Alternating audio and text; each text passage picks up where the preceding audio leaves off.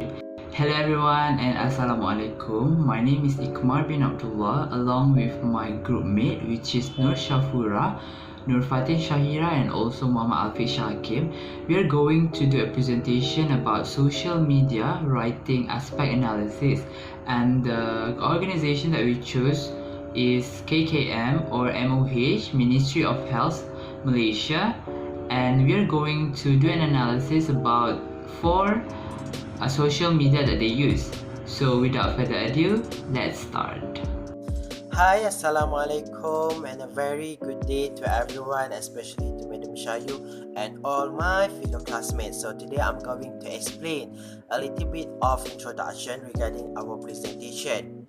So we have choose one organization for us to analyze, which is the Ministry of Health Malaysia. As we know, the Ministry of Health Malaysia is under Malaysia government. This ministry control health system, including health and care industry as a whole, especially in our country. They focus more about health issue that happen in our country. So what is their objective?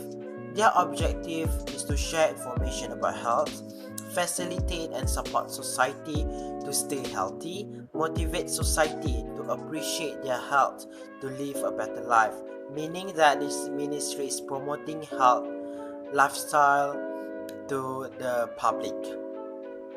The reason why we choose this organization is because this organization is one of the government department that active at any of their social media platform, especially regarding this issue that we face right now, whereby the coronavirus disease hit Malaysia and the government is still battling to curb this issue. Especially the Ministry of Health Malaysia is the organization that responsibility to give message and news to the public. So we analyze on their social media platforms, including Facebook, Instagram, Twitter, and their official websites. So we also analyze and check on their etiquettes on writing and other elements of writing based on current and highlighted posts. So moving on to the next slide. Now I'm going to explain more about the analysis regarding the Ministry of Health Malaysia official website. As we know, the Ministry of Health Malaysia is always delivered honest, right, and fair information on their website, especially regarding health issues. Alright. And again, as you guys can see in the slides, the Ministry of Health Malaysia also stated clearly mission and vision as an organizational sector that holds as a professional government body that implies good message in their official portal. The writing on the website is no little much of mistakes towards ethical writing, because of they really take very concern and they are very careful to post anything that related to health issues in their official website. Therefore, this organization aware of the obligation to ensure all the information and the writing method is legitimate and ethical. So now I'm going to explain one of their social media platforms, which is Facebook. As we know, Facebook is one of the easiest, fastest social media networks to receive health related information in Malaysia. And yes, the Ministry of Health Malaysia also has one official Facebook accounts whereby they use this platform to deliver message and information to the public, especially regarding the health issues and news. As you guys can see in the slide, the Ministry of Health Malaysia has posted content in accordance with the guidelines set by social media etiquette, where the article focuses on important issues rather than individual statements. The article, the statement in the Facebook, whereby the Ministry of Health Malaysia stated that dengue cases can be prevented by following several aspects. So the Ministry of Health Malaysia used this platform to educate people about any health issues, whereby they want every Malaysia citizen to take care of themselves. And that's all. I will pass to the next presenter. Alright, next. So the second analysis on the Facebook of KKM or MOH, Ministry of Health, we find out that they only use Malay language in their Facebook post. So this is very suitable and appropriate because they are sending messages to Malay people and also Malaysian. Other races like Indian and also Chinese, they also know Malay as well. But furthermore, we also find out that they use other language like English language in their Twitter or Instagram posts. This is because English language is Malaysian second language, and by using this language, KKM can reach more audience even further. So like foreigner or even Chinese that they want to know English language information, so they will go to Twitter and also Instagram. But for their Facebook, they only post in Malay language. So we know that the user of Facebook are usually they are usually adult that use Facebook. So this is very suitable because most adults understand Malay very well and not English. So when they are reading the post, they will understand even better. So yeah, usually the user of Facebook is adult, especially like our parents or our auntie or even teachers. So they use Facebook a lot and they understand Malay better than English. So that's very good, and KKM did a very well job and use these languages when writing social media posts to ensure the content resonates with the audience. This will help to show that KKM truly understand them and their challenges. Assalamualaikum to my beloved Madam Shayu and also my fellow classmates. My name is Nur Fatin Syahirah binti Muhammad Yusni, and I will explain about the third analysis that we do on Ministry of Health Malaysia's Facebook post. So, since Ministry of Health of Malaysia are regulated by the government, they are using formal language in providing information to the people. And based on our analysis, none of their posts and information on Facebook has grammatical errors. Especially in this COVID-19 situation, we believe that Ministry of Health Malaysia are very particular with their actions, especially with their writings. In addition, during this pandemic, most of their posts are about statistic analysis. So it is hard to find any grammatical errors in their information, as their posts are very straightforward yet very precise.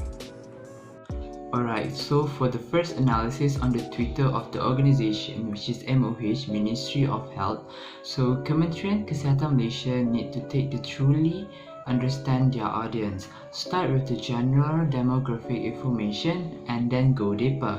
Before that, the username for the official KKM Twitter is actually KKM Putrajaya. So they use both language, English and also Malay language.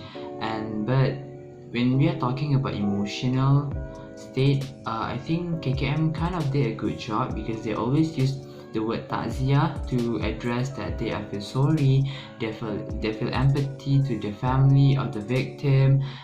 They also use a sad photo, so that they can deliver the emotion to the audience.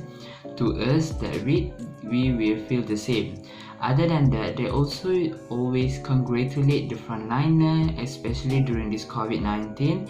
They always appreciate the frontliner so that us, the citizen, the netizen, we will appreciate the frontliner more because KKM did so. So KKM did a very good job in showing an emotion through their social media writing, especially on Twitter.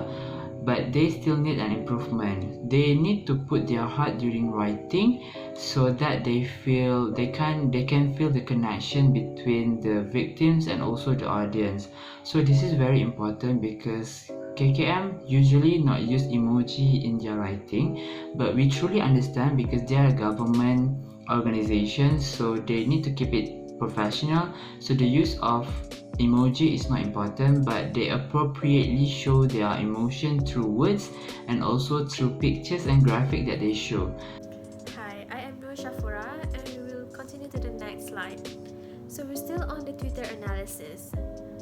As we all know, Malaysia's first language is Malay and our second language is English. KKM used both of the language to convey the message they wanted. This is good because both Malay and English speakers and readers can understand both language.